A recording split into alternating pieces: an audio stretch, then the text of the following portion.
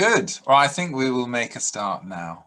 So a very warm welcome to all of you to this community hustings event, where we're going to meet the candidates, most of the candidates for the election coming up for the district councillor role.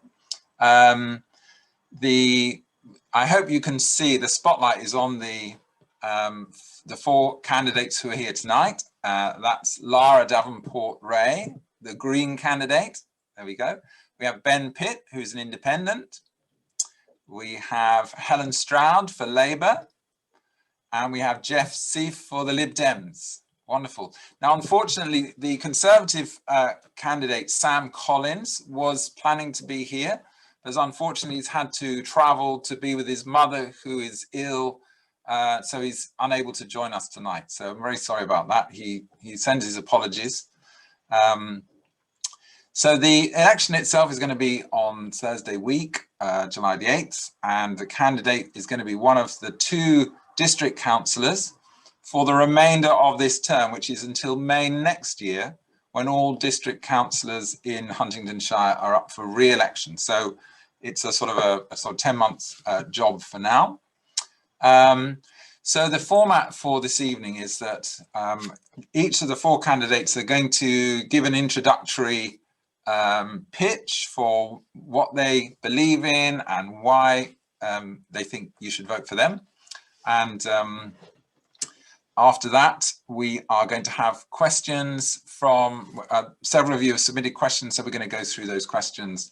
And if there's time around 9 o'clock and there's still a little bit of energy left, we're going to have one or two reserved questions or questions from the floor. And then we will end with a final 1 minute pitch, final pitch from each candidate before we finish by 9:15 at the very latest. So just in case you haven't met me, I'm Jonathan Tame. I'm the director of a small think tank in Cambridge, and I've hosted 3 or 4 general election hustings and the EU referendum hustings, and Marcus invited me to chair this one again, and I'm delighted to do so. But before we listen to the candidates for this role, we have the outgoing councillor, Dr. Nick Johnson, who's going to just tell us what the job involves, what is the HDC, what is the district council, and what is the role of a councillor, just so you can then match the candidates to the job description as best as you can. Congratulations, Nick, on your successful election as the new mayor of the combined authority of Cambridgeshire and Peterborough. I'm sure your head is sort of absolutely buzzing with all the new sort of bigger picture challenges that are facing you. And thank you so much for giving us a few minutes tonight just to tell us about the job. So over to you, Nick.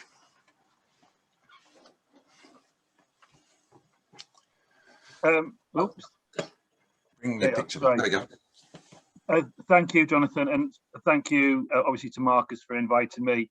A bittersweet moment, an element of saying hello and then waving goodbye. But I want to start by, obviously wishing all 5 candidates the very best, because in a funny old way, in taking on the role that I did in Love's Farm, it's one of those things that really made it all worthwhile and kind of inspired me to move on. In terms of what the district councillor is there for, well, I think the easiest stated, it's the same with any representative role. It's kind of what you make it. Obviously different candidates stand on different political colours, but I do believe that it doesn't really matter necessarily what colours you're standing on. It's if you believe and want to represent the people in the right way and you're ready to listen to them, there's a lot of stuff that's not necessarily particularly political at a local level. But I think you do have a right to bring a sort of sense of drive. I mean, if we're to be honest about here, Lara's probably going to prioritise speaking up on green issues. I know, Ben, from the thing, you might want to, at a district council level, want to highlight issues around the arts. Helen, it might be about education. Jeffrey, you might have your own specific drives. The point is, you do it because you want to do it for a community. You're inside the district council. The district council has, it does affect your lives on a day-to-day basis, but what you're really expected to do, for those who've not been involved before. The one thing I would say is that in the job of doing St Neots East, and obviously that's now more than just Loves Far, you now have to start considering Winteringham Park. You've just got to be somebody who people can come to, and you're the sort of the vessel to talk to and to represent them in terms of matters of the community that are related to the services that are provided by Huntingdonshire District Council.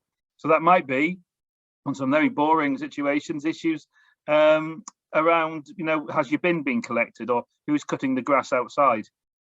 In all honesty, being the district councillor for Loves Farm was made remarkably, I wouldn't say easy, but because you actually have such a wonderful community, and then, I know Marcus, and just the idea of the Loves Farm Community Association, you do an awful lot for yourselves. And I think it's just, in some ways, working at the district council is actually representing the ethos of your own organisation in terms of kind of trying to show, look what can be achieved on Loves Farm by working together. But sometimes you do need help. And I know the stuff that people do around improving the environment. Phyllis, you were always very much an inspiration to me in what you did in terms of the community, but I know you work with the district council, and on occasions I know I came with you, but you kind of did it without me, if I'm honest. But it was there, to be supportive. I was asked early on doors, to help with kind of sorting out the pirate ship and putting railings around the play park. Again, that was mostly driven by the community, but it was by working with them and then represented them at a local level at the district council. Sometimes you can unlock the money. I just take my hat off to Loves Farm. It was a real pleasure looking after them. I am genuinely, it was the saddest thing about taking on this new role. And I do wish you all the very best. I'm more than happy to kind of offer support or any questions in terms of district councillor role, although, whoever's elected, you're going to have a lot of support around your different groups wherever you may end up, and that's it really. I wouldn't want to say anything much more, because being a councillor is what you want to do it individually, and I guess that's what you're here to do today, to sell yourselves in terms of being the best representatives for Loves Farm. It deserves the best, so you've got to be the best, and with that, I wish you all the best. Brilliant, thank you so much, Nick, and yeah, also from us, the very best with your work, and I'm sure we'll various ones of us will perhaps be in touch with you over different things. It's great to know you, and thanks for the introduction tonight. So I wish you all the best. I'll log off now, but remember, I still do represent Loves Farm, but it's for the district councils, county councillors now, and I'll work with whoever. All the best. Take Thanks. Bye then, Nick. Bye. Bye. Great. Well, that's brilliant. So I'm going to now give each of the candidates their 4 minutes introduction time. So we'll go in this order: Lara, Ben, Helen, and Geoff. And I need to just explain that Helen is partially sighted, and she has an assistant who's going to be with her, just simply helping with practical aspects of managing the Zoom session and to prompt for timings and so on. Okay. So thanks so much, all of you. So now let's hand over to Lara to give us your intro. Yes, so I'm Lara, and I'd like to tell you a little about me and what my priorities are. I'm American born, but I became a UK citizen in 2011, and then I moved to Loves Farm in 2013, and I live on Hogston Leys. My son goes to the new school on Winteringham, on the new Winteringham estate. And if you recognize me, it's probably from seeing me out working on projects around the community, or from the school run, or you may have come to me for confidential help because I work for our local money advice charity. And you might ask, why do I want to represent you on the district council? Well, I've knocked on doors and I've said hello to many residents in the last few weeks. I've listened to you, and I know what you want in a counselor. You want someone that you can identify with and that you share values with. You want someone who lives here and shares the same concerns as you, and that's me.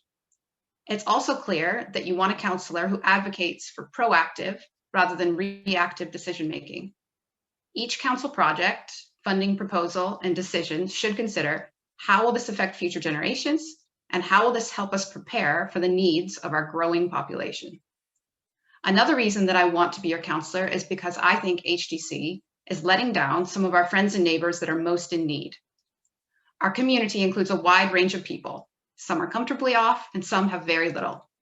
The council should focus on prevention of welfare needs, dismantling the roots to poverty, not patchwork solutions. We have wonderful, caring local charities like 3 Pillars and like the local food bank, but it is truly heartbreaking that in the 21st century, so many of our residents need that help. The council should show compassion and support to those who simply cannot pay their council tax, rather than pushing families further into cycles of debt.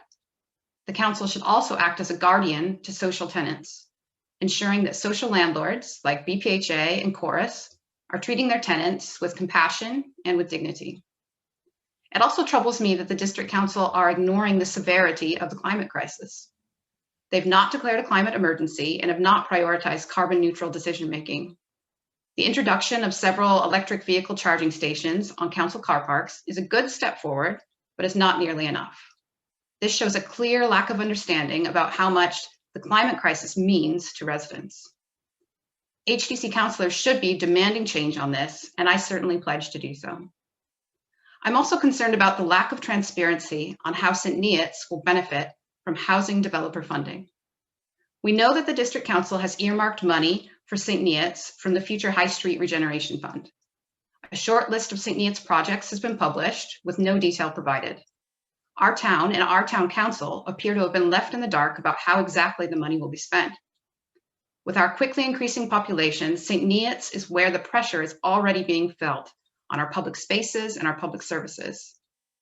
Our local residents, communities, and the town council should be directly involved in the allocation of funds. As your district councilor, I would work to make this process as transparent as possible, pushing for community involvement at every step. Overall, I think many people in our community do identify with me.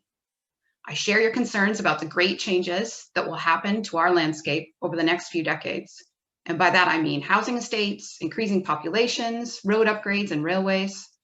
I care about the friends and neighbors living among us who are struggling to make ends meet. I'm concerned about how our actions affect the environment, but mostly I want our families to be able to live in a safe community that is well looked after by a counselor who truly cares. It would be an honor to represent you on the district council, and I'm really pleased that so many of you are watching here and have submitted questions for tonight. Thank you. Thank you so much, Lara. So let's turn now to Ben for your introduction. Thanks, Jonathan. So yes, my name's Ben and I've lived on Love's Farm with my wife Kirsty, son Finn and daughter Hattie since 2012. When we moved here, it was really a building site and was developing a reputation for antisocial behaviour among the wider St Neots population. But I didn't really recognise that description. People here were friendly and I never saw really any antisocial behaviour. But I think the thing was that Love's Farm wasn't really known for anything back then, except for the occasional negative story. And so those were the stories that were beginning to stick. I got involved with Love's Farm Community Association about a year later in 2013, and I could see the great work that they were already doing, and I wanted to be part of creating a different narrative for Love's Farm. I was particularly interested in the community centre that was due to be built, and soon found myself leading a team that became the charity that now runs Love's Farm House. So I led a team of 40 volunteers involved in the launch, and we did everything from redesigning the internal layout of the rooms. We raised over £100,000 to fit out the building. We put together a packed schedule of activities, launched a bar and a cafe, and then held regular community events, including summer fairs, Halloween discos, magic shows, karaoke nights, beer and gin tasting evenings, and lots more besides. And today, when I talk to people in St Neots or I tell them that I live in Love's Farm, they never talk about antisocial behaviour anymore. They say what a great community we have here. I've kept myself busy in other ways. So as a parent governor at the Roundhouse School, producing the Love's Farm News newsletter and the Love's Farm directory recently. Along with Marcus and David Wells, I consulted with residents on the parking restrictions and walked the streets, designing the layout, and actually worked with residents to try and find a balance between conflicting needs. I've worked with Wintringham School and the Highways team to get a safe crossing over Cambridge Road for the school run. I've been involved in countless other projects, such as getting the defibrillator installed at Love's Farm House and organising LFCA's community response when COVID first hit. In 2017, I switched careers, leaving journalism behind to work as a community organiser for a local charity called Hunt's Forum. This work really fed directly from my experiences at Loves Farm House, and I'm really lucky today to be working with community groups across Huntingdonshire as they launch projects and overcome hurdles. Through this work, I've really got to know the key people at HDC and also in the communities across the district. Since 2018, I've been a town councillor on St Neots Town Council. I've really thrown myself into this with the same passion that I have for my community work. I was a key supporter of the council's pledge to be net zero carbon by 2030. And we're now in the process of installing solar panels at the Eaton Centre, moving to electric vehicles at the ops team for the ops team fleet, and much more besides. With my background at Loves Farm House, I'm leading a team to undergo a full review of the council's community centres to put them on a stronger financial footing and to better serve the community. I sit on a partnership of 4 layers of local government plus local businesses to reinvigorate the town centre. And through this, we have secured £12.8 million of funding for 6 projects, including bringing the Falcon back into use and a full renovation of the Priory Centre to turn it into a top-class venue and community space. I hope we get a chance to talk more about that. I think we might well today. Outside of the council, I'm the founder of St Neots Festival, which is a performing arts festival that's coming to Priory Park next summer. We've raised £65,000 already, and it's set to be the biggest event in the town's calendar. I'm also a co-founder of Net Zero, a campaign to inspire and inform businesses and households on their journey to net zero carbon by 2030. All of these things have been inspired by my early experiences on Loves Farm and setting up Loves Farm House. So I'm proud of the place I call home, but if I can see room for improvement, I go out and make it happen. That's why I'm standing to be your district councillor on the 8th of July. I already work closely with HDC councillors and staff, from everything from the festival to the Priory Centre renovation. And I want to continue this work and much more besides, with a mandate from the residents of Loves Farm. Thank you. Thank you so much, Ben. Well done, everyone, for sticking to their 4 minutes perfectly. That's wonderful. So over to Helen now. Well, good evening. Why vote for me? Sometimes a community has to look inwards. So what can we do about parking on double yellow lines, and have we got a community kitchen? But often it needs to look outwards and beyond. So what's happening to our green spaces, and what do we think about these massive building projects? And as Dr. Nick said, a councillor is a bridge. And I've been a professional bridge for a long time. So as head of English and on schools management teams, I've been a bridge between families who needed something on the one hand and local authorities who said they hadn't got funding for it on the other hand. Both things use the same skill set. But what do you want your councillor to look like? Well, as I've been knocking on doors, I've heard that people want integrity. So I'm going to give you an example. When I retired here and looked at the GCSE results, I knew that there was a serious amount of work to be done. And I know that to raise achievement, you need to raise literacy levels. So I went to the U3A groups and I asked people to sign up for a national programme which places volunteer readers in schools. So some of those U3A members did sign up and are still reading in our primary schools 3 years on. And I just want to say thank you to those people. At the other end, my best guess is that there's about 150 Year 11 leaders now, as we speak, looking for either apprenticeships or college places. If, for example, you choose the Bedford College option, that's going to put about £100 a month onto your family budget. So I've already spoken to now Mayor Dr. Nick, because I know that he's proposed free bus passes for 16 to 18-year-olds. So to see if that can be implemented by September. Obviously, he needs to get hold of the overview before he can look at the specifics, but I've asked that question. Nobody asked me to do those things. Nobody knows that I've done those things, actually. I'm not here for the glory. I did it because I knew there was a need and I couldn't rest, and it was the right thing to do. I've also heard that you're looking for someone who has transparency, accountability, and follows through on promises. The way I would work and the way I've always worked is to publish, sensitive information excluded, of course, a monthly worksheet which lists concerns, date recorded, action to be taken, outcome, resolved, yes or no, and crucially, has this information been fed back? In terms of promises, well, people are not always going to get the outcome that they'd like. The one promise that I would make is that I will always follow something through until there is nowhere else for me to go, and I will always feed back to you. Finally, I heard on doorsteps that you want someone who can make informed and objective decisions based on a balance of risks and benefits. So if, for example, you take the railway, the new East-West link, what's a possible risk? Well, flora and fauna. How to mitigate against it? I know that every endangered or rare species will have a license written especially for it, and it will be translocated by environmental experts. If we think of benefits, obviously, it's enhanced opportunities for jobs, and you may not think that that applies to you, but actually, I'd invite you to consider the correlation between unemployment or low income and mental well-being.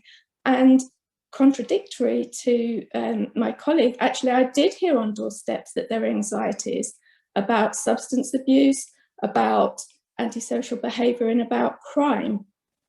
So in answer to my question, why vote for me? Well, the role of councillor is a responsibility and not a reward. And if I were in your place now, I know that I'd be looking for someone who is professional, who is informed, and who has accountability. Great, thank you so much, Helen. That's great. And last but not least, Geoff. But if you missed my introduction, the Conservative Party candidate Sam Collins was looking forward to being here tonight, but unfortunately his mother is ill and he's had to go this evening to be with her. So he sends his apologies, and I guess in brackets, please don't neglect to vote for him if you were going to anyway. But finally, we have Geoff, who's going to introduce himself. We did a sound check beforehand, and there's a bit of a crackle in Geoff's audio for some reason, but I've asked him to speak up and hopefully we'll all be able to hear. Thanks. Over to you, Geoff.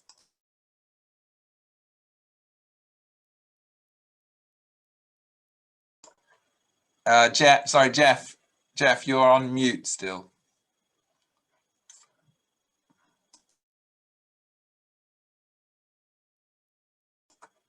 Best with your glasses on. Voila. There we are. My 4 minutes starts from here. Good evening, everybody. And if there is a crackle, it's hopefully not my voice. And you will hear me clearly. But I'm going to start off a little unusually, perhaps, by paying tribute to my fellow candidates, who particularly Ben and Lara, have done great work on Loves Farm Community Association. They've identified and addressed many of the issues, and they have been really good community politicians. I'm sure Helen is the same, and Sam. I have lived here for just over a year. I'm in times of COVID, so I've not had that opportunity to get involved as others have, but I do assure you that in my community where I lived previously, I was just as involved as them. I am, of course, concerned with issues on Loves Farm, in particular the lack of the promised health centre that should have been here from the outset, and apparently will be in Wintringham at some stage in the future. I believe 2029, which is quite disgraceful. Something should be done about that. But I believe that there's one overriding issue that transcends all of our issues in Loves Farm and the ward itself, and that is the regeneration of the town, the economic development of St Neots. Yes, I mean, this is going to affect our immediate futures and those of our children and future generations if we don't get it right. Yes, £12.8 million has very creditably been awarded from various public sources, but as yet, no specific proposals have come forward, at least to the public. And I believe that there are many questions to be asked. There's a lot of difference between the aspiration of the regeneration scheme and what is eventually delivered. There is many questions on priorities, on designs, on the purposes, the whats, the wherefores, and when it can be delivered. It just so happens that my profession is as an urban regeneration consultant. That is what I've been doing for 30 years, advising councils, government agencies up and down the country and abroad on just such schemes.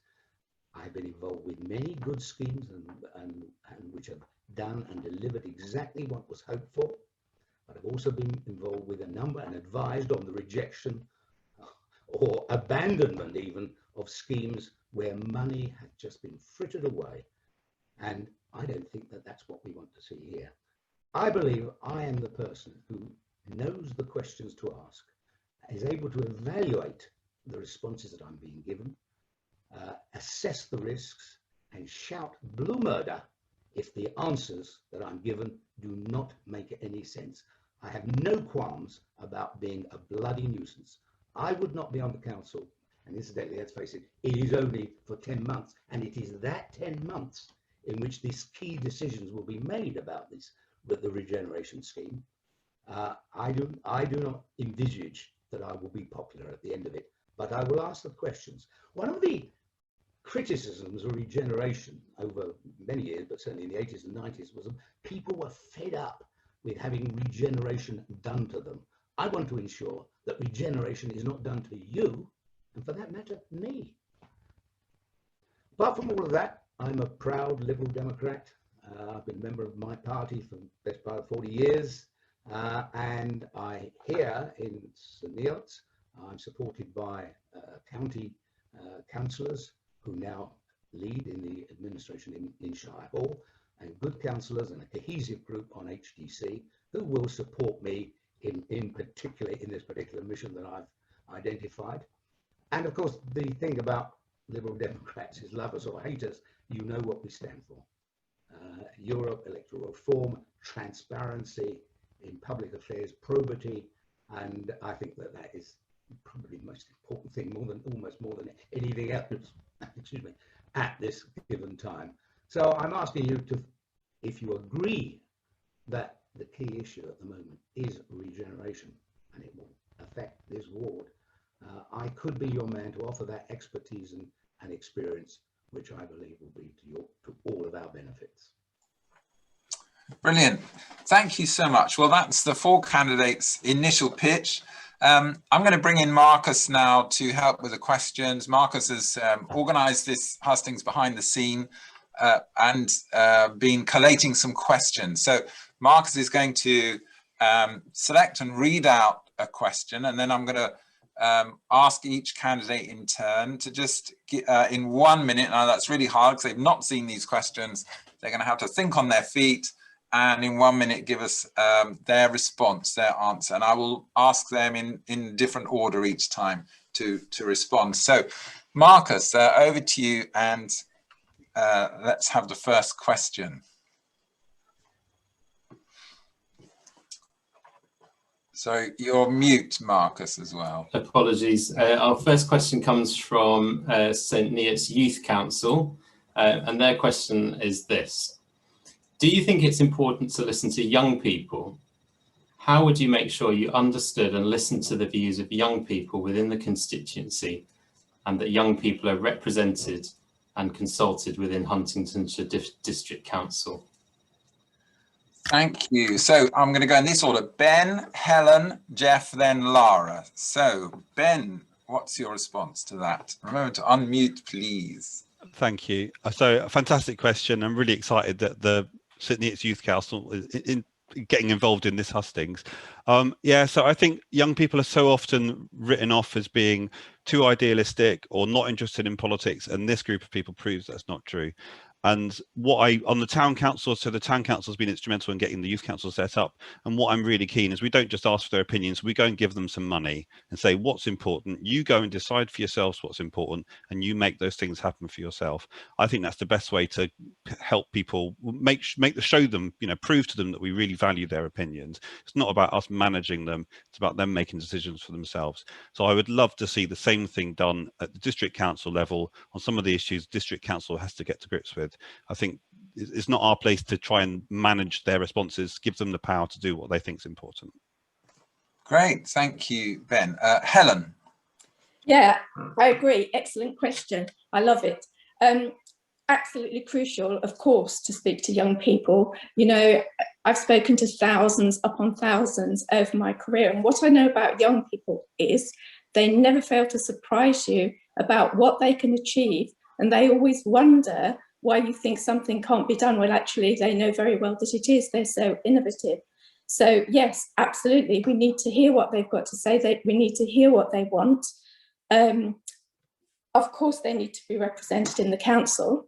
The other thing that I would add, though, is that the youth council, by definition, can only take in the views of some young people, and I would really like to see provision for every young person who wanted it. So, for example, in terms of a properly funded and checked youth centre with trained staff. Thank you very much, Helen. Geoff. Well, I think young people generally have been missing out on so many of the key decisions that have been made in the country at large. I'm obviously thinking about the referendum. I think we should have had 16-year-olds because it's going to be their world. So that's one thing, but then we think, my party obviously thinks that they should be votes at 16 as well. If you're old enough to go to war and pay tax, you're old enough to vote. But you won't be surprised if I say that I think that they should play a considerable part in the regeneration scheme that is being proposed from St Neots. I believe there is supposed to be a consultation process that's coming up. Young people have definitely got a part to play in that, and I would want to hear from them as to what they think they want to see. Because I don't believe that the stuff, I don't know, I've actually asked for the background studies on the scheme. I haven't got them, of course, they haven't been issued to me, but I suspect that young people have been excluded from that process where they're asked as to what and how they would like to see their town developing in the future. Thanks, Geoff. Lara. First of all, I think that we're very lucky to have a town council that has been encouraging a young people's council in St Neots. And through that, I think that's one way for young people to make their voices heard. But having knocked on a lot of doors around Love's Farm, I know that there are more young people that are interested as well. They come to the door, they answer the door, and they have questions. And I think that the Green Party has been especially good in its interaction with young people and involving them in decision making. We have councillors around England who are 18 years old. I have people helping me in my campaign who are 18 years old. And we do listen to young people.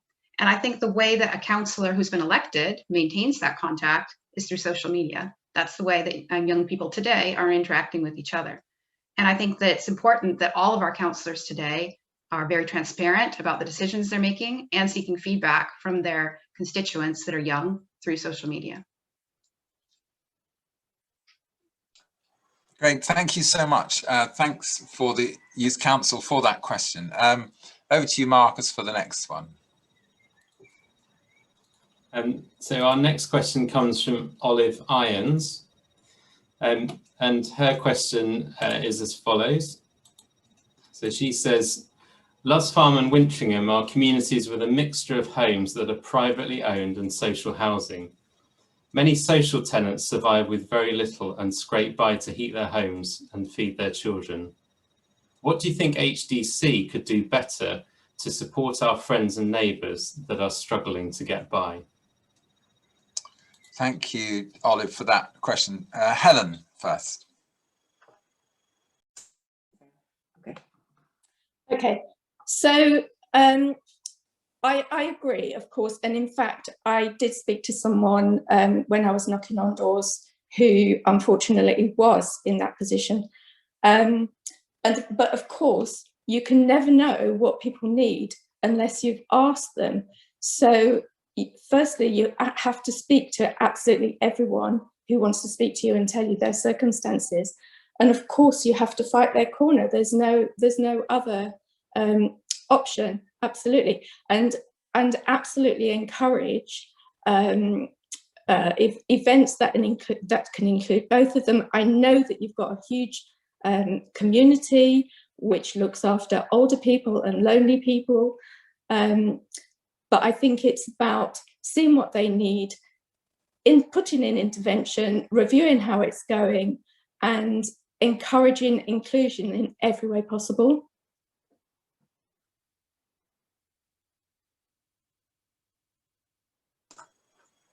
Okay, have you finished there, Helen? Sorry, yes. Sorry, I can't actually see you looking at me. So maybe I need to, maybe I don't know how I can let you know. Okay, thank you. Geoff next, and then Lara. Well, there are a lot of support mechanisms that are possibly even in place, but probably could be stepped up if this problem is as prevalent as suggested by the question. I'm sure it is, but HDC is limited. I mean, the key issue of the day really is social care and care for the elderly, care for the disabled. Frankly, I'm possibly unpopular, but we, Liberal Democrats, if we had the power, would put up rates. We would want to allocate more money, and that is the only way that we think that we would be able to deliver the sorts of and level of services that are required. Other administrations do not choose to use that method. But I think that, again, just on a local level here, places like Love Farm Community Association have done very well, bringing people together from whichever part of the complex people live. And I've seen that, albeit in a limited way during the course of the past year, but when I have visited before, my daughter lives here, I've been very impressed. People of all ages and abilities and physical abilities together in the various events that take place. So I think that's an important thing, but I'm afraid at the end of the day, it is about money and allocating it to the where the need is.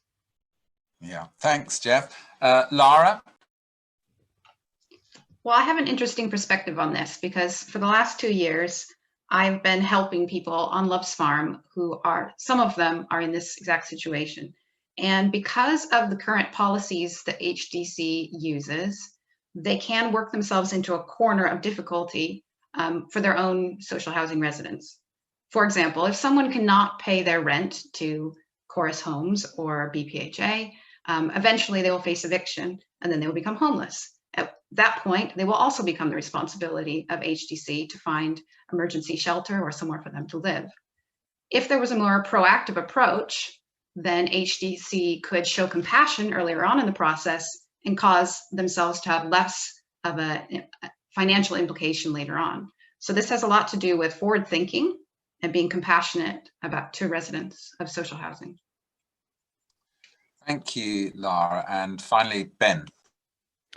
Thanks. So I think on Love's Farm, we're really lucky that the social housing and the privately owned houses are really well integrated in terms of the housing stock in general. And I think that's reflected in the way that our communities operate. I think LFCA is a great example of bringing different communities of all sorts together. I mean, personally, I'm in favour of universal basic income as a policy. I think there's all sorts of things that central government needs to do to address some of these issues, but this is about district council at the moment, the question. So there's a really fantastic communities team at HDC that do a lot of good work supporting people in these sort of circumstances when they've got complex financial needs, but they're really small and they're stretched. And so I'd love to see that team grow at HDC. I also think the charity sector has a huge role to play in supporting people.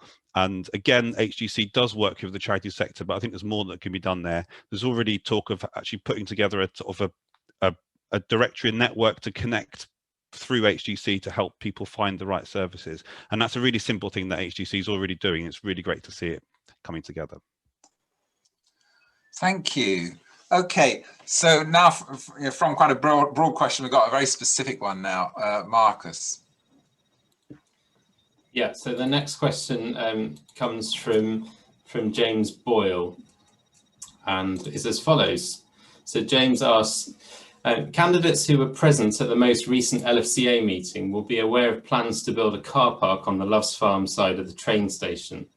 This will not benefit Loves Farm residents, but will result in many more vehicles driving through residential areas to get to the station. It is also inevitable that some drivers will resort to parking illegally or outside residents' homes when the new car park is full. If you are elected as our district councillor, what steps will you take on our behalf to mitigate these issues? Thank you, James, for that. We'll start this time with Geoff and go through the same order after that. Well, I have to say I wasn't able to get to the last meeting of the Community Association for, I can't remember the reason, but I couldn't do it.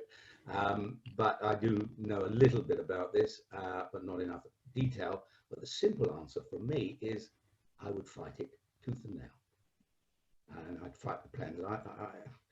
Generally speaking, from what I've seen, the planners at HDC are not the brightest. I've seen their results, and I suspect that this is just another one of, well, very badly planned initiatives. I would fight tooth and nail. What we're going to get here, I think, is intimated by the questioner, is that just commuting parking, people coming from far and wide, from all the various villages. If there is, I don't think there is any more car parking space at the station, but it certainly shouldn't be on this side of Loves Farm, because what has been suggested will happen. Fight it. That's what I say. Okay, thanks, Geoff. Lara.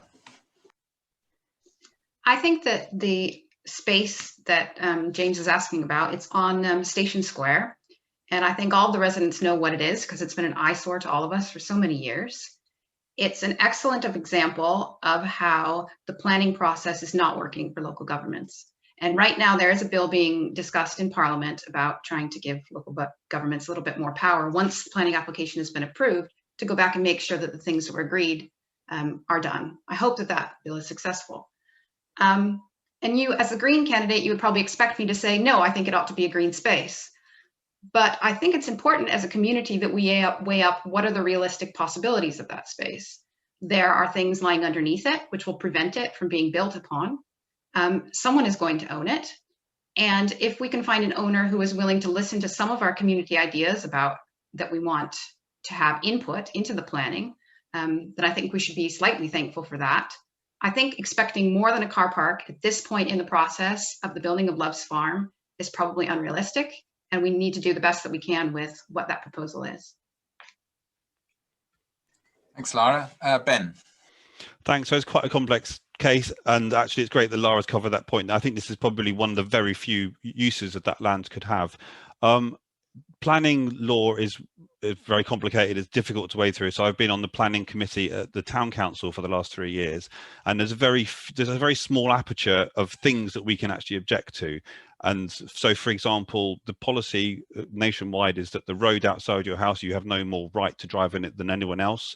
And so we can't say, well, the roads on Loves Farm are just for the Loves Farm residents. There's very few arguments we can have against this proposal. And as Lara says, this is the most likely outcome to be a car park, because there's gas underneath, directly underneath, so it can't be built on. I think our best, most likely way forward is to talk to the developers about mitigating that risk. So I suggested at the meeting, if you had, rather than just first come first served, if you actually had dedicated bays that someone could hire out for a year, that would be their own personal bay. It would still generate plenty of income for the owner and would reduce the number of cars coming in and out of Loves Farm. So that's the sort of practical steps that I think is the only really practical way forward to resolve the issues raised in this question. Thank you, Ben. And Helen, finally. Okay, well, whilst I was knocking on doors, really more than every other person was really concerned about parking, although some people have said that that has been resolved. Clearly, there's still some way to go. And you're right, we do need to mitigate against risks. And I'm pretty sure that most people on Loves Farm would be against this. Perhaps to work with developers to find a different brownfield space, But from the swell of feeling that I got in Love's Farm, absolutely, I think it's not a good idea. Thanks, Helen. Okay, so back to Marcus now for the next question. Thanks all of you for being on the whole very prompt with your answers. We're almost bang on time, which is fantastic. Geoff, do make sure you speak up because you're still a little bit quiet. But let's have the next question, please, from Marcus. Yeah, so I had two people submitted a very similar question. So I'm going to ask this question on behalf of both of them. So from Stephen Mulvey and also from Cyril Hogg. How do you intend to make yourself accessible and accountable to the community? Great, thank you. Accessible and accountable to the community. I'm going to change the order now and go kind of backwards. So it's back to you again, Geoff, and then we'll go Helen, Ben and Lara. So Geoff. Can you hear me now? I'm sorry about this. I don't know why this is happening. I am accessible. It's just as simple as that. People will have my telephone number. They will obviously have email addresses. If I was the elected as the councillor, there will be a council email address. I'm on Love's Farm. I will have a surgery.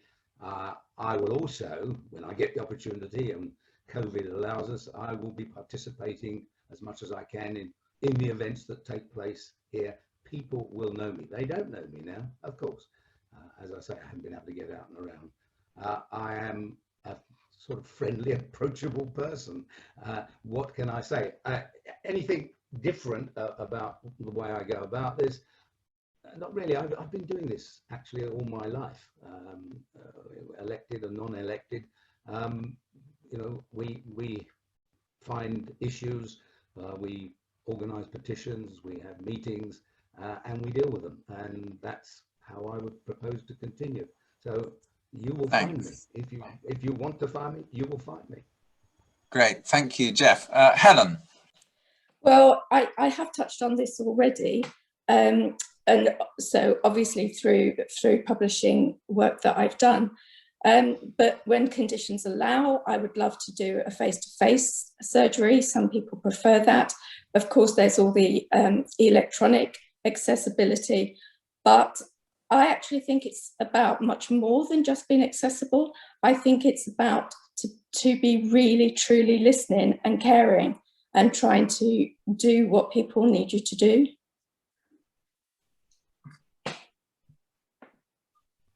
Thank you. And Ben? So I think my phone number is already plastered everywhere already. It's my mobile number and email address people have, or I'll give it to you now if you want. We also run monthly counsellor surgeries at Love's Farm House. Looking forward to getting back to doing those, and it's a really great opportunity. Come in and have a cup of coffee and just, you know, share what you want to share. The other thing I just want to say, I will be really honest with you. So I can't fix everything, but I won't go away, tell you I'll fix it, and then you'll never hear from me again. If I think what you're asking me is something I can't deliver, or someone else needs to do it, or even if I just think it's not what most of the residents feel, I will challenge you on it, but I won't, you know, leave you with a false promise to do things that I won't be able to deliver. Thank you, Ben. And Lara. I hope that residents of Love's Farm already see me as an accessible person. I've been communicating with residents openly and publicly since about February of last year, showing you what I've been doing, how I've been listening to your ideas and your concerns and taking action on them. And so I would continue doing that in the same way. And because of how the world works right now, that means both getting in touch with people on social media, but also by print. I understand that some people don't want to interact on social media, and that's fine. And so as a counsellor, I would continue to interact with you by print, letting you know what I was doing and trying to gauge your opinions on things. That's brilliant. Thank you so much. So now to Marcus for the next question, please. Yes, so this is something that we've perhaps touched on a little bit already. So this question comes from Jessica Sanchez, and she asks, how will you ensure sustainability in any planning applications for new housing in the district? Okay, so sustainability in planning applications. So start with Helen this time. Well, I think often there's a conflict in developers who want to develop and, pardon the expression, but build and quick and move out, and sustainable greener housing. So it starts at grassroots level. You really, really need to check out your developers and make sure you've got the right people for the job who are committed to that sustainability and greenness. Thank you. Ben. So we're currently in a really bonkers situation where we are, as a country, we're committed to being carbon neutral by 2050, but we're still building houses that are not carbon neutral. It's a central government issue, and I really hope that the central government resolves that as quickly as possible. At the moment, the district council has really has no powers to enforce carbon neutral housing, you know, new houses to fit that criteria. But actually, at the moment, it's good financial sense. You can do mitigation things, not just mitigation, but actually reduce the carbon output of a house, and it's just good financial sense. So I think with the Net Zero campaign, a lot of that is about demystifying and explaining, not just to residents and businesses, but to developers, to actually put PV panels on a roof, put an air source heat pump into that rather than a gas boiler. It's going to save. It doesn't cost the builder a lot more money, and actually makes the house more valuable because it's got low running costs. We need to be doing this immediately. And at the moment, while central government are dragging their heels, we've just got to appeal to people's sensibilities. And, you know, yeah, thank you. Thanks, Ben. Lara. Well, there are really two elements to this. So you have the housing developers like Urban and Civic and L&Q, and then you have actual house builders. So those are companies that take over certain plots within the development, like Winteringham. And with the housing developers, our role, even before we're district councillors as local residents, is to be questioning their actions, asking them to show us their carbon neutrality credentials, and asking the hard questions of them. And those are things that I've already been doing through various channels. The second element is the actual housing builders. And at this point in the process and the developments that are happening around us, that means encouraging housing builders who build in a sustainable way to come and make bids on the sites near us. That's something I've already been doing as well. Building in a sustainable way is happening in other places around the country. Huntingdonshire is lagging far behind. And so as residents, and hopefully as your councillor, I would continue encouraging those companies to come and bid for plots on Winteringham and Loves Farm East. Thanks, Lara. Geoff. Oh, you're muted again. Sustainability takes a number of forms, and obviously everybody has touched on them. There are the houses themselves, and obviously the most minimizing carbon emissions, using materials that don't have to be transported across the world and that themselves don't cause carbon emissions. But also, when I think of sustainability, I also think in terms of the community sustainability and in terms of the services that should be provided in any housing estate. So it's not just about the houses. For example, I was talking before about medical centre. Obviously schools are important, but so are other types of services and shops, and it's absolutely imperative that we create a community. I was very much attached to the idea of the urban village, an idea that came up some years ago, but of course it has to be large enough to be self-sustaining. One last point, my party in South Cambs has introduced the concept of doubling nature, so that every house builder and developer who signs a Section 106 agreement has to agree to reintroduce into the ecological system,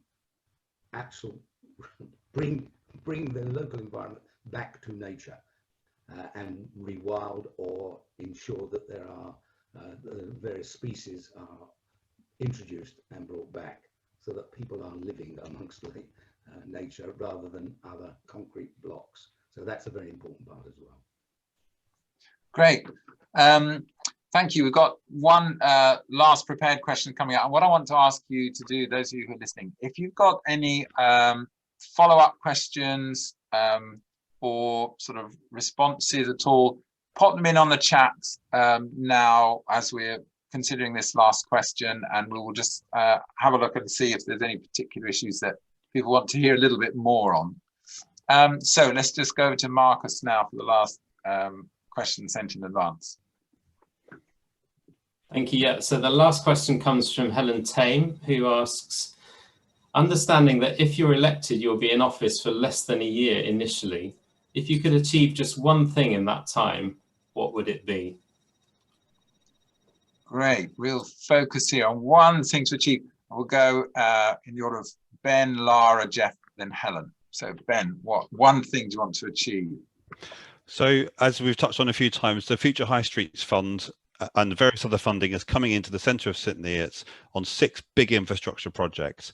My worry is that those will be isolated, there'll be bricks and mortar, but without the human element. So what I really want to see is when the Priory Centre is renovated, when the Market Square is invested in, that those it's about people and about communities and the way that human beings use those spaces. So I'd love to see a brilliant music cultural venue, co-learning, adult learning, and business startups all in the same space that actually creates an exciting vibe for the town that makes the town stand for something. I think we've kind of lost our identity a little bit in St Neots. There's an opportunity to put our stamp on it again as a destination for culture, leisure and learning.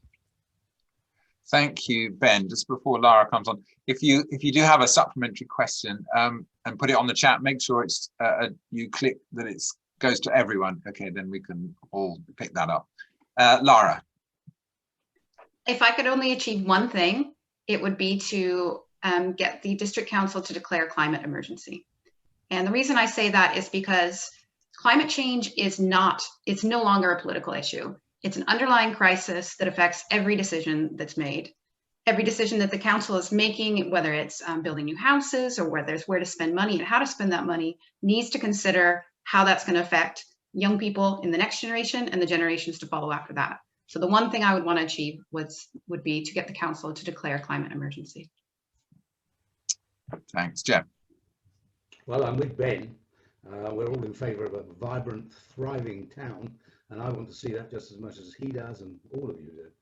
But how is it going to be done? Because you can't just simply say, we're going to make a new music venue or a community venue, because I have seen various types of community cultural hubs, and depending on what you're targeting and what you're going to do in there makes a vast difference to the design and the costs and the time scale in which you can deliver. We have a big problem, I think. One of the big problems, for example, is you talked about the Falcon Hotel, somebody did, acquiring the sites that are going to be needed for the scheme is a very complex legal process, particularly when they're doing a compulsory purchase order. It's going to take time. Is it all realistic? So if I want to achieve one thing, it is to bring realism to this proposals for the town centre. And if I've done that at the end of 10 months and we then move forward into an achievable, deliverable scheme that everybody wants and needs, I will have felt satisfied. You can kick me out after that. Thanks, Geoff. And Helen. Oh, absolutely back to the beginning for me. So what I'd want to do is set up a community scheme so to train others to work with preschool children on literacy and communication on the basis that firstly that will feed through and give people much better life chances, but anything that you teach someone else to do is much more sustainable and has greater longevity. So yes, I'd love to do that.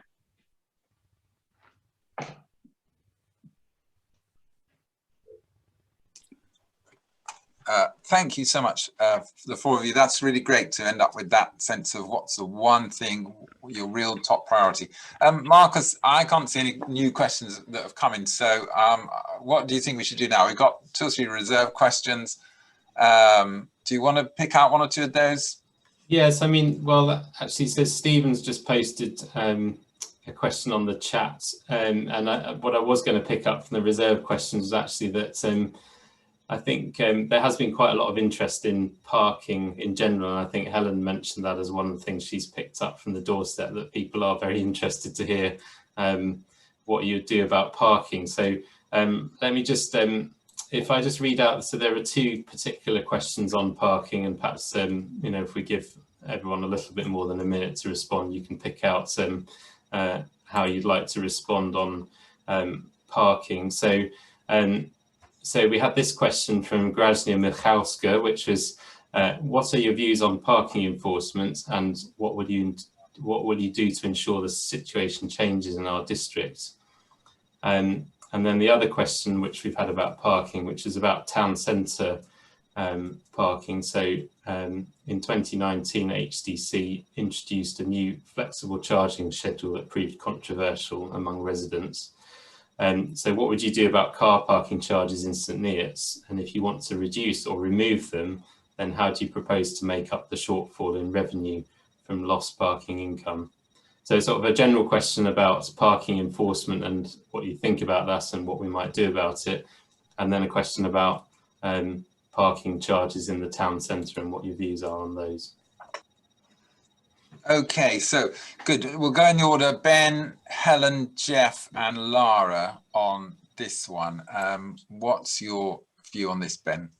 So we have had our parking restrictions in Loves Farm for a couple of years now. It feels like I've lost track, and obviously there's quite a lot of flouting of the double yellows. I think it is a problem, but I mean, fortunately, HDC is currently in the process of decriminalising parking enforcement, which means that rather than the police enforcing it, which frankly they don't have the resource to do, it will become traffic wardens in Huntingdonshire. I think that is the way forward, and we'll have to see the way the land lays once that's happened, but I hope that will become some way towards improving that situation. In the town centre, I mean, I think, no one wants to pay for parking when it could be free. Actually, I think, it might not be the popular view, but I think having some parking charges, for me, it makes me think twice. Can I cycle? Should I drive there? I think the situation we have at the moment, it doesn't make any sense, is that in one car park you can be there for up to 2 hours, and the next car park you've got to be, you pay for over 2 hours. And I'm trying to think, how am I going to be there? Which car park should I go? And, it becomes sort of tactical toing and froing. I think it just needs to be simpler, maybe pay per quarter of an hour or something much simpler. I think there probably should be some charges rather than making it free and having to raise the money through the council tax, but just simplifying it I think would be much better. But at the same time, I'd like to hear your views. That's what I think about it, but if I'm elected to represent you, then I'll be here to reflect your views as the residents of Loves Farm and Wintringham. Thanks, Helen. Okay, well, I think there's a short-term and a long-term response to that. So I think short-term, yes, enforcement is right and it's fair to most people. I think long-term, there's also two responses. I would work towards a really sensible discussion looking at what alternatives are possible for parking on Loves Farm and Wintringham. In terms of the town, ideally, long-term, you'd be looking at reducing cars in the town centre anyway. So hopefully that would also, back to the beginning, link up with Mayor Nick Johnson's transport and connectivity, so that people had regular bus services and didn't need so much to come into town to park. Yeah, that's where I'm thinking it. Thank you. Thanks, Helen. Geoff.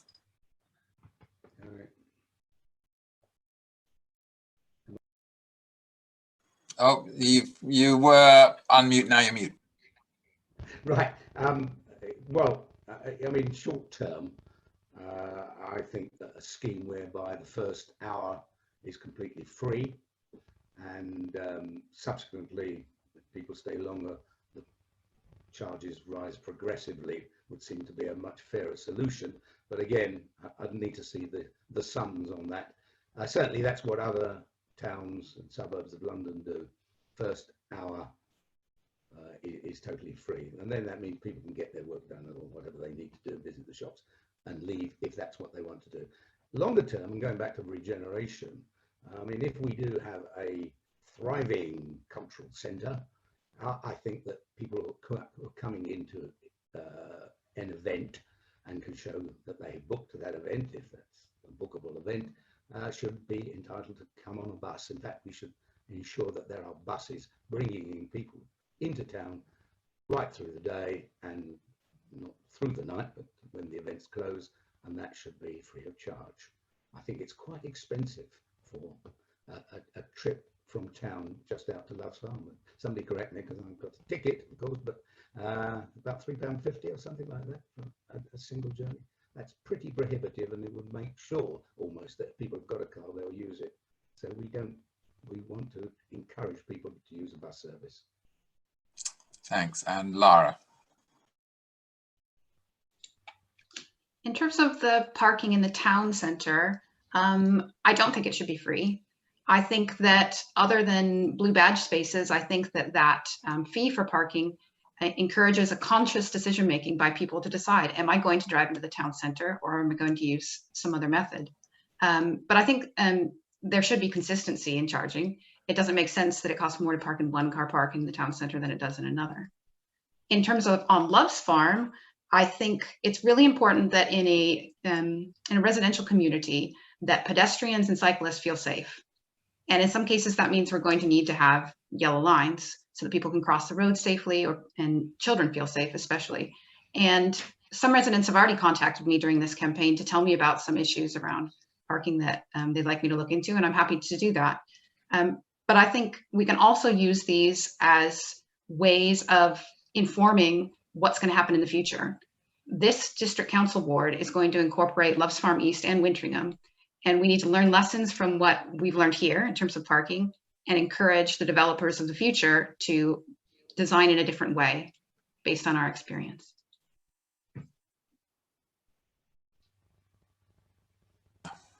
Great.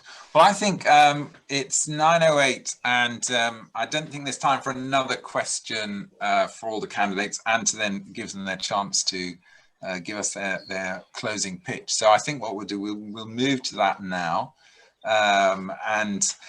I'm sure all of you here are going to, you're here because you're wanting to vote, you're planning to vote on Thursday week.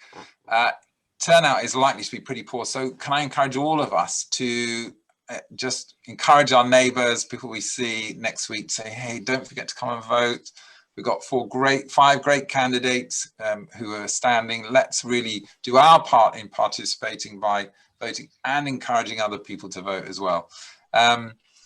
So thank you all of you for coming, and let's have the final 1 minute pitch why we should vote for you. And I shall go in this order. I'll say Geoff first, Helen, Ben, and then Lara. So over to you, Geoff. 1 minute. Okay. 12.8 million we've got for this regeneration scheme, and it's a once-in-a-lifetime opportunity. Mess it up, and I don't know, to be honest, whether HDC has got some concrete proposals. As I said before, if they have, they haven't shown them to us yet. But if it's messed up, that opportunity will disappear into the ether. The money will evaporate and trickle away, possibly into the hands of, I don't have anything against them really, but I've seen it trickle away into the hands of lawyers, typically, and you will not get the scheme that everybody hopes for. As I said before, I really have seen the problems, and not necessarily here, although I do see lots of questions that need to be asked. I'm very happy to explain to anybody and give them examples of other cases that I have seen where that money has trickled away. But I do offer on this, for this 10-month period only, bargain offer, my expertise and experience and what I've seen over the last 30 years, which I could put to good use for the residents of this ward.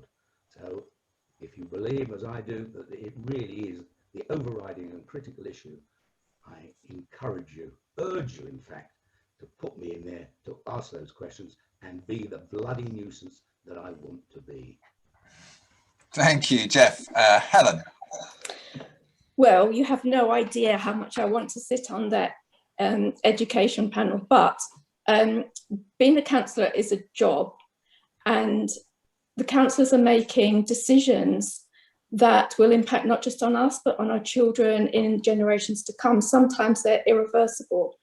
When you interview for a job, often people are looking for somebody from outside who can bring in new energy and new ideas, somebody perhaps who asks difficult questions, and for balance. You know, currently there are 9 men and 1 woman representing St Neots on the HDC. I cannot see in any way how that can be balancing and included in decision making. Anyway, you know, respect to my colleagues, and whoever is elected, I'm sure they'll do a great job. Thank you, Helen. Ben. Thank you. So I think everyone here will agree that there's some really strong candidates in this election, and actually the 4 of us here have got a lot in common, and I don't think can't think I disagree with anything that anyone said. So whatever the outcome, I'm really looking forward to working with all of the candidates to help Loves Farm and Wintringham go from strength to strength. It's also great to see lots of people here this evening, but the reality is that turnout at local elections is usually pretty low. I guess some people just think that it's not important, it doesn't affect them, but I think you're all here because you know that it does matter and it is important. So what I really ask is that you do, as Jonathan has said, I really would love you to encourage any neighbours, friends living locally to get involved and vote on the 8th of July. I would also humbly ask that you would encourage them to vote for me. Hopefully I've convinced you that I've got the track record of getting things done. I'm happy to collaborate with others from any political party. I've got the ambition to take on big projects and also the attention to detail to make sure that projects are a success. I'm very visible in the community, so I'll be available to hear your concerns and take up your causes. Thank you. Thanks, Ben. And Lara. Well, the residents of Wintringham and Love Farm clearly want change. And you also want a positive role model for the children that live around you. You've probably heard me say this before, but children are smart, young people are intelligent, and they're watching everything that we do. And I'm not willing to let them down, and neither should you. We can't afford to continue making decisions that do not benefit future generations and the future of St Neots. As your councillor, I would advocate for forward thinking in all decision making. I also want to stress the importance that comes from simply having a green in the council chamber. My voice and having me there to ask the hard questions leads to new ideas and new solutions from all sides of the political divide. You need a councillor who's willing to kick the hornet's nest, start asking tough questions and advocate for changes to begin. The benefits of those changes will be felt in our community long past the term of any councillor. I also hear you and I share your concerns. I want investment in St Neots to tackle the strains on our community. I want your family to have a safe, well-maintained neighborhood. I want a compassionate council that listens to residents. And I know that you're concerned about changes to our landscape and our community and our quickly growing population. So if I can leave you with one message, please, it would simply be vote on the 8th of July. It's very important. And it would truly be an honor to represent you on the district council. Thank you so much. Well, there you have it. The 4 candidates. Do please also look at Sam Collins's pitch on the Facebook page of LFCA and elsewhere. And thank you. All 4 of you here, thank you so much for standing. Thank you for being willing to give your time to serve others. That is really, really commendable. Whether you're successful or not next week, we really appreciate you wanting to serve this community. Marcus, I don't know if you've got any final words to say before we let everyone go in 1 minute's time. And no, just to echo what you said, Jonathan, thank you, and to say thank you to you as well for chairing tonight and for bringing all of this together. So thank you all. Great. Well, we'll say good night. Some of you rushing to the France-Switzerland game. I think I'm going to watch, see what's happening there. But otherwise, we'll see you around, and especially see you next week on the 8th.